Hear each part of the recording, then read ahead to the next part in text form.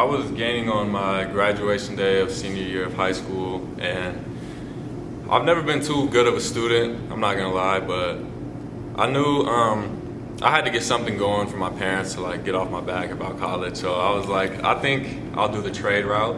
And I see cool like little TikTok videos and stuff of welding, and people talk about it like it's pretty cool. So I looked into it. A community college close to my house was offering classes, so I just came to a lab, just like a lab like this, and started learning. Man, all right. How hard was it to learn? I was doing it straight out of high school, so I wish I had a head start in high school. Like a lab like this would have really helped my career out, but I didn't think it was too hard. It really wasn't too hard. I go in there, I was impressionable, you know what I'm saying? I feel like it's a lot harder for older guys to learn how to weld because older guys don't really like taking advice too well. So if you're a young welder out there and you're willing to learn and willing to put in the work, you will definitely thrive. Are there girls in welding? Yeah, girl welders, they're a lot more meticulous, a lot more detail oriented, like female tattoo artists or female artists. They normally get the little fine little details. So whenever I would like look over the booth at like one of the girl welders in my classes, they normally have some dimes laid down already. All right, so that is one of the phrases I hear in welding, laying down a dime or dimes. Why do you guys say that?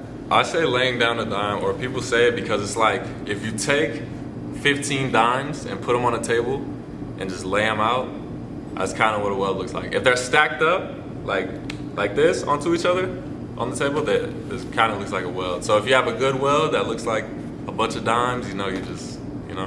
And it's like saying kind of, I stacked a dime is kind of a 10, so 10 out of 10. That's how I think about it, at least. That's a good phrase. Straight out of high school, I got a job at Home Depot for about 6 months while I was in weld school. I worked over the summer. I went to school to learn how to weld over the summer, and then I landed my job at Valmont in December. So I'm 2 years in. So I tell people I welded straight out of high school because I started school. But when I got my job, my first year out of high school, I made around $55,000. And now this year, since it's the end of the year, I made around $61,000. And I mean, hey, I think I'm doing pretty good for someone who didn't go to 4 years, you know what I'm saying? I'm about 3 years out of high school. What I think you should do, from my advice, you don't have to take my advice, I'm 21 years old, but I have been welding for the last 2 years. I went to Metro and I was taking welding classes. I took a class called print reading, which is all classroom, which I was getting into welding to get out of. I don't like being in the classroom, I like working with my hands. So I was taking this class, and it was about 6 weeks long or 7 weeks long, and it was during the summer, so it was right after high school. And I'm sitting in the classroom thinking like, bro, I'm right back to where I started at. So if you are going into a trade school, or if you're thinking about getting into welding, I say go to a community college and ask to take MIG, stick, TIG, and oxyacetylene. You can get into stainless, all that type of stuff, but if you learn the 3 basic fundamentals, down the line it will do you very good. I feel like I took stick and TIG and oxy, and I came to my job, Valmont, and I didn't know how to MIG weld yet. So I go in there and take a MIG test, but since I knew what I was doing from TIG and what I knew I was doing from stick, I aced the MIG test, because MIG is just a hot glue gun.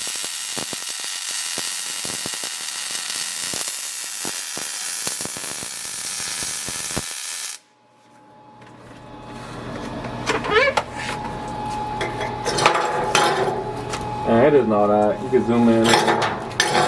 Why it's so hot? It's cool. So what kind of weld was that? This is I'm pretty sure this is flux core. It's called MIG. Okay. Oh, and that was a T-joint you just did? Yeah, T-joint. Wow. This is my thing. I asked all of my teachers at Metro if they have a welding degree, and none of them had one. Not a single one. So it'll just make you think like, dang, if I would have went through every class, it would have took 2 years. That's 2 years of my life in school, which I was trying to avoid.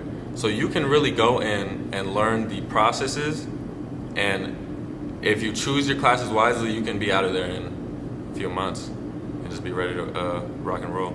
So like a place like Valmont, are they basically saying like we're going to teach you how to weld and pay you? Valmont takes people from the street and puts you in a 2-week class and teaches you how to weld. So there are companies out there that are willing to teach you. It's just you have to be willing to work. We need like 300,000 welders by 2025, and those are like the spots that need to be taken up. And a lot of guys, man, a lot of companies will do anything to get guys in the door. I took a 2-week class and I was getting paid $20 an hour to learn how to weld. So you're getting paid to learn? After being in school. So I'm thinking, dang, I went to school. What did I go to school for? But I really think weld school is very beneficial, but I don't think going through the whole 2-year program is very beneficial at all. You'll learn the ins and outs of everything, but if you want to get down to it, man, get on a job site, because weld school and a job site are completely different. I took a class called print reading. I flunked it and took it again and got to a job site and couldn't tell you what was on a print. I took a 6-week class twice, bro. I'm just saying, this is just from me to you. This is my advice. The job description versus the big bad school of it all is like, it's crazy how much information funnels down to what you're actually doing. You will learn 90% of what you know on the job site. I think that's probably true for every job, to be honest. Yeah. Anything. Teaching. All right, so the day in the life of a welder is I wake up at 4:50 a.m. I get up. I'm kind of like a vampire, man. I don't get too much sleep. I go to sleep at like maybe 11 o'clock every night, but I'm young, I can do that. So I get up really early, I drive to work, we have safety meeting, we stretch, I go off and get some coffee, then it's straight, hit the ground running. Like we go, we build whatever we're starting for today, we weld if we have something built from yesterday, and we just get it going. So I work on light poles, so any big iron light pole you see, that's what I work on. It's probably 50% welding. The other half is building. You have to learn how to use tape measures. You have to learn how to, like, this is stuff that I didn't really get out of school. So you have to learn how to be very precise measurements, stuff like that. But they send poles into us on these big trucks. We weld them up, add bases, add anything to them, and then add little holes for like all the lights and the electronics and stuff, and then we send them out. They get painted and galvanized and stuff like that, and then send them to the customer. Then lunchtime, and then more work. And then when I leave in the winter, this is kind of the depressing part of welding. It's because I work 12-hour shifts, so it's dark when I go to work, and it's dark when I leave from work. But we always take a few minutes to appreciate like the sunrise and stuff like that. We still try to feel a little human. We get 5 15-minute breaks, 15-minute lunch. If you try, and there's a cafeteria. So if you run to the cafeteria and come back, you better eat on the way back. But that's why you have to prepare ahead of time, bring your lunch, so you can just go straight to the refrigerator, just eat it. Sometimes our manager will be standing there like by the door, just waiting, seeing what time we all come in and stuff. And if you do that once or twice a week, it'll keep everybody in check pretty much. Like we'll just like, dang, we don't know if the manager will be standing there. We gotta get back in time, My job, we have these guys called QAs. They're quality guys. So every weld you lay down, they have to come check it.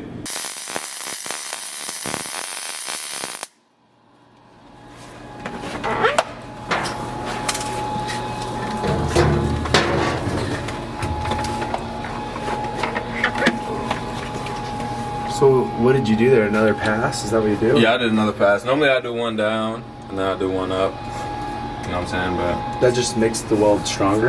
Yeah, so you're just adding more filler material to it. It's like, I don't really know how to explain it, but one little tack, like this right here, I'm gonna do one tack. One little tack like that can hold up to 1,000 pounds. Just that little piece. Like I will mess something up at work, and it'd be holding on by something that small. So the more weld you add in there, just structurally it'll be A lot stronger. Whoa. That little thing. You'll be surprised. You'll be swinging away at a hammer, wondering why it's not coming off. You look, and you gotta just grind all that out. Wow. So we have quality guys come and x-ray our poles and come check it all out. And I'm leaving in about 20 days to go to Houston, Texas to become a weld inspector myself, because they make a lot more than welders and they do a lot less. So imagine sitting here building a pole for 2 hours, welding it. A guy comes over for 20, 30 minutes, looks it all over, marks some stuff up, walks off. Their job's done, and your job, you still gotta fix a few things, you know what I'm saying? So it's like, I'd rather do the plushy paperwork job than do the welding aspect. So I got in the trade. I made over 100,000 doing this. Like, this trade has changed my life, but I think it's time to move on to bigger, better things. But you're still within the trade, right? Yeah, I'm still within my field. Like, you can always move up. You can be a weld inspector, you can be a QA, you can move on, you can do all types of things through this trade. Like, it's really changed my life. And I wasn't too optimistic my senior year. I didn't think I would go this far, this quick, but I'm here, man. I did it. Okay. All right, so what is this hood this here? is called a papper hood, and it pretty much feeds air through here, and goes through the tube and feeds you the air. But this goes on your back, so you're not breathing in as much fumes, because after a long day of welding, blow your nose, it'll just be black. Everything will just be black. Yeah, so it's you know what I'm saying? It's a trade, man. You're still gonna expose yourself to all types of elements, but if you take your respiratory health seriously, like, that's a big plus side. Like, I didn't really start taking this serious for the first like year until I got one of these, and then I'm like, dang, I have been coming out of work a lot cleaner and a lot more. You can just feel it. Yeah, you can just feel like the difference kind of. So whenever you're welding, there are a lot of different chemicals you could be breathing in. If you weld on galvanized steel, they will tell you breathing that stuff in, that stuff can kill you, like, over time. I know 5 guys who retired from my job, and they did their 20 years welding, and they all have the same lung disease. Back in the day, they didn't have stuff like this. A lot of those welding guys, they didn't have stuff like this. But now it's 2024, about to be 2025. We have good technology. We need to be utilizing it, because you need to save your lungs. At the end of the day, money is money. That's cool and all, but if you develop health issues at work, that is not that's never good. Like, my doctor one time, this is before I had this. I went to the doctor. He looked in my eye. He looked at my eyes. He looked in my nose, my mouth, my ears. He said, "What do you do for work?"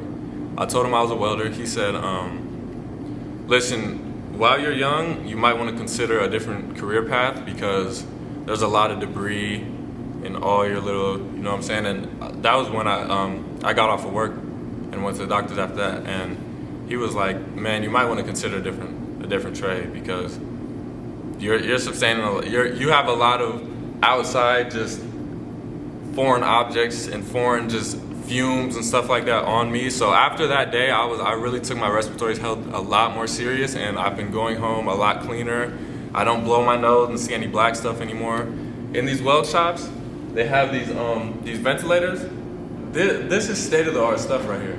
Job site, a lot of job sites don't have stuff like this. You will be in a tiny confined area, no ventilation. You're pretty much you're fending for yourself. Never just let a company put you in a unsafe position for your health or anything like that. So this is nice. Yeah, this is all perfect. I'll be at Valmont welding, being inside of a pole, welding it, and just thinking I'm inside of a confined space, breathing in I don't know what. I will go home feeling fine. 20 years down the line, the doctor might give me some bad news or something, and I don't want to get that bad news, man. So you really have to take your health a lot serious and take your safety serious. It's not cool. There are some old roosters on the job site. Oh, back in my day, we used to blah, blah, blah. But come on, bro. Wear your gloves, wear your eyes, wear your ears, and just stay safe.